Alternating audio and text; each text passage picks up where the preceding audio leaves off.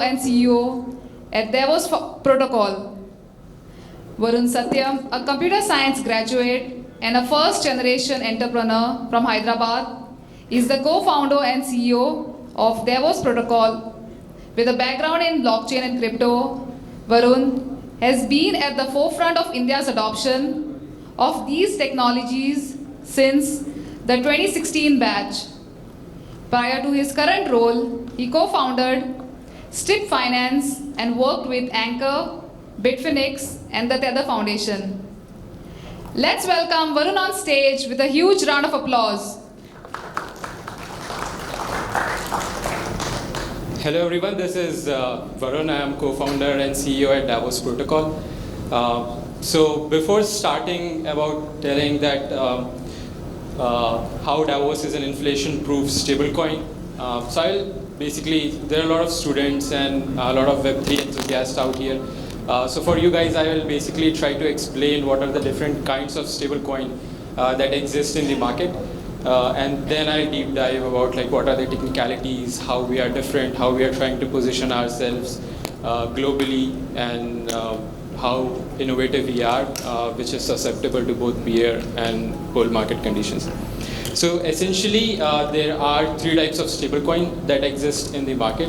One is a centralized stablecoin, like the ones you know as USDC, Tether, and BUSD, which are basically governed by central authorities.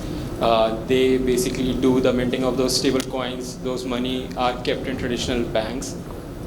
The second is algorithmic stablecoins. So algorithmic stablecoin came rise in 2020 and 2021, and the bear market that we are having right now is the effect of algorithmic stablecoins. So after the Terra Luna and FTX collapse is where we reached right now, whatever the market situation is. And one of the major fundamental problems with algorithmic stablecoin is that so you mint this stablecoin fully decentralized, but the problem is that they are under collateralized. And the meaning of under collateralization is that you just take the face value of the underlying collateral, which could be any volatile cryptocurrency. In the case of UST, which was done by Terra Luna, it was Luna that they took as collateral, and they minted it. Now the problem with that is whenever the price of the coin crashes or it collapses, then it's very hard to maintain the peg. But it is very good for DeFi composability because you can generate a lot of yield, higher amount of yield. But that is something that is only sustainable in a bull market. And then there is the third kind of stablecoin, which is called as CDP, and that is what the kind of mechanism which we are using. CDP means collateral debt position, and CDP, and one of the major examples of how successful CDPs have been is MakerDAO, or DAI as if you know it. So it's the only decentralized and permissionless stablecoin which has been able to withstand the test of time since 2017 till now, has more than $7 billion in market cap, and it's still being able to run. Now the mechanism that CDP use is that in order to mint one stablecoin, we use over collateral, which means that in case of Davos, the collateral ratio is almost around 150 to 175%, which means in order to mint $1 of stablecoin, you need to basically deposit $1.7 as a collateral, and at 130%, basically your collateral gets liquidated whenever the market is sliding down.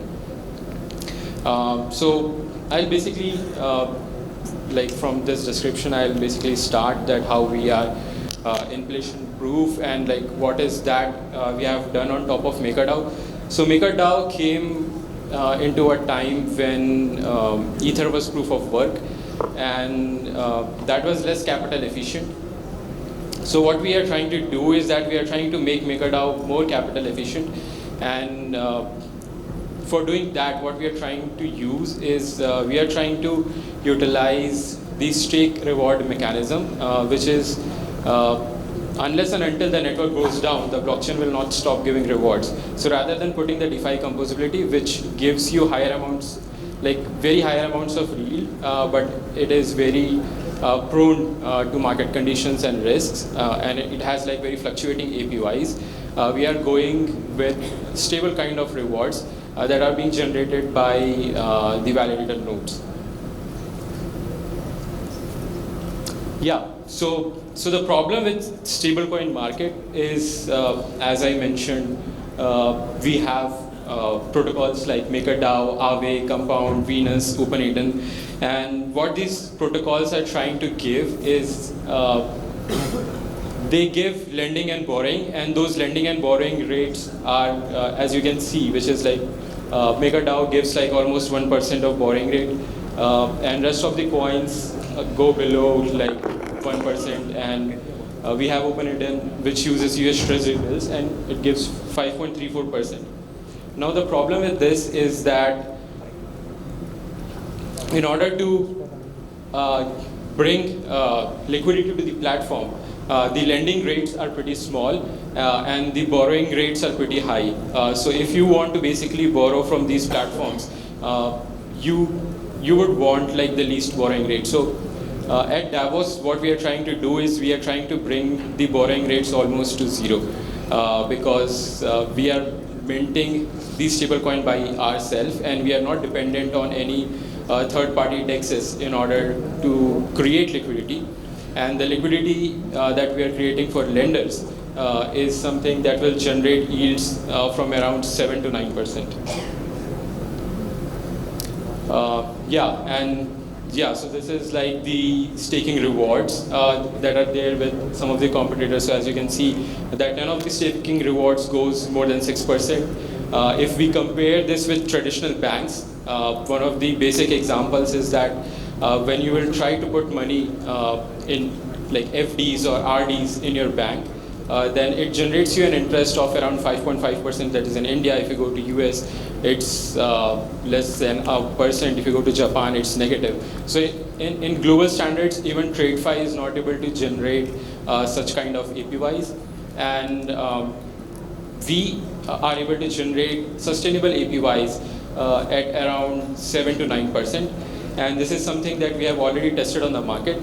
So before building Davos, we have already built a similar protocol on BSC chain by the name Helio.money, and we were able to attract, we were able to test around $150 million of liquidity that we were able to pool within 5 months on that protocol, and it was able to generate around 11 to 13% on simple staking, and on boosted vault around 24 to 36%. So this is also about the risk. So as I said that in bull market you have like so many options, and where like wherever you put money everything is growing. In bear market, wherever you put money everything is going down. So everybody wants to sit on stables, but just by sitting on stables you are not able to generate rewards, and that's what we are trying to bring it for you, is that just by holding the stablecoin itself, you can generate around 7 to 9% of yield, which is like a simple yield. And how we are able to do that is we are basically, so what we are doing is that whatever collateral is being taken to mint the stablecoin, we are redeploying that capital back onto the validator nodes, and the proof of stake mechanism basically gives rewards to these validator nodes. And as you would know that in mining, the higher the computational power you provide, the better rewards you are able to generate. And that is what we are trying to do here, that we are trying to become the biggest validator node on that chain and generate the maximum rewards so that nobody can beat us in giving APY whoever is providing you the same solution. And that's what we were able to do on BSC chain.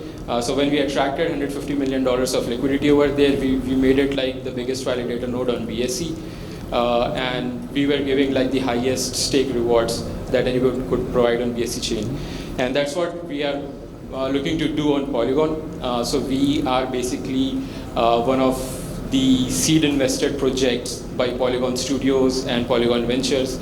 And right now we have launched this on softnet.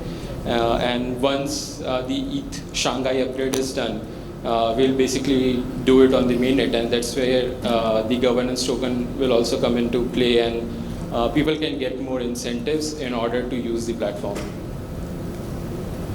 So as I was saying about like the different kinds of stablecoin that exist, so another problem that you see in terms of stablecoins is, so it's not like that we are like the first stablecoin out there, so there are already a lot of stablecoins, but the problem with other decentralized and permissionless stablecoins is that, or else even if you go to Lido, is whatever yield that they're providing comes from their governance token, so you get incentive or the yield or the APR as rewards in their governance token, which is a volatile token.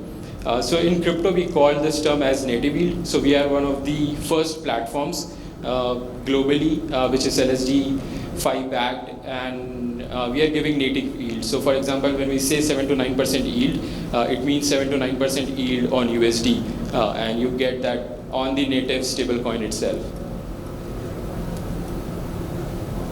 Yeah, so in terms of ecosystem, so we are calling our stablecoin as DUSD, and DUSD, two kinds of lending and borrowing is going to happen. One is like the simple staking, where you just hold the stablecoin itself, and then you become as an LP or liquidity provider in boosted vaults, and in those boosted vaults you will have fluctuating APYs, but you can generate like very higher amount of APYs, as I mentioned. Like so with Davos we have tested like you can generate around 16 to 24% of boosted vault APYs, and that's what we have mentioned. So the LST yield boosters and DeFi protocol. So what we are doing is we have also internally divided the reward mechanism that we are doing in two ways. So the 80% of it goes on to putting on validator nodes, and 20% is what we have kept it for higher yields for DeFi composability, which we use for vote on Gorgeous on the DEXs. So this is one of the partnerships and integrations that we have been able to pull off till now. We started working on this platform almost 8 months back after the UST collapse, and we thought that we could. So I've previously worked. So I'm one of the first guys from whole APAC to work with Tether Foundation and Binance. So I've already worked on a centralized stablecoin previously, and from there we got that learnings that we can build a truly decentralized and permissionless stablecoin, and we can do that much more efficiently than what people are doing out there in the market. So once we started that, right now we have integrations like with one of the top platforms that are there in the market. So the biggest LSD5 platform in whole Web3 space is Lido. So we have already partnered with Lido, and as I mentioned that once the ETH Shanghai upgrade is done, we'll basically launch it on Ethereum. One of the first generation of stablecoin was Frax. So we have also done partnership with Frax, and then we have Rocket Pool, and then we have Anchor, we have Stader Labs. We have MakerDAO also as one of the partners. So a lot of people think that MakerDAO is a competitor, but no, MakerDAO is not a competitor, because being there in the market with such high volumes of TVL, they cannot innovate at a level that we are, because its risk to return ratio for them is very high. So they have kind of partnered with us to test out this mechanism with us and help us in scaling as we grow. So this is something, the token distribution of the governance token that we are going to have, but I think that's not required. So this is like the roadmap that we have. We have already launched the mainnet on Polygon, which is on soft launch without even any incentives right now, just the simple staking rewards. And we have been able to attract more than 1.5 million TVL within the 2 months of launch. And we have also built the omni-chain version of it. It's just that it's in audits right now, and the Ethereum and Arbitrum Optimism mainnet is going to happen in 15 days. So these are some of the backers that we have. So Dow5 is our lead investor. As I already mentioned that we have Sandeep and Polygon Ventures and Symbolic Capital, which is also another fund by Sandeep and Kenzie. So we have raised like around 2.5 mil in the seed round, including all of these, and yeah, and we are looking for the main launch. So I'm open to any questions if anybody has any questions.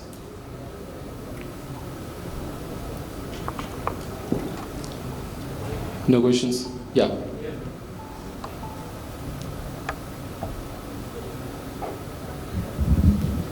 Hi, my name is Sanchit. I met you yesterday, I guess. So, how do you plan to integrate the omni-chain wallets? Will people from other ecosystem will be able to deposit their ETH and mint your stablecoin on any network? Yeah, exactly. Okay, So we are enabling different POS chains also. So for example, with Lido, we are going to integrate ST-ETH as one of the collateral. So people already who have deposited on Lido and are holding ST-ETH can directly use as a collateral to mint Davos. and they will also be able to do it if they have wrapped ST-ETH on Arbitrum, Yeah, for exactly. example. Exactly, yes. Got it. Thanks. Any other questions? Okay, so thank you guys. Thank you for your time.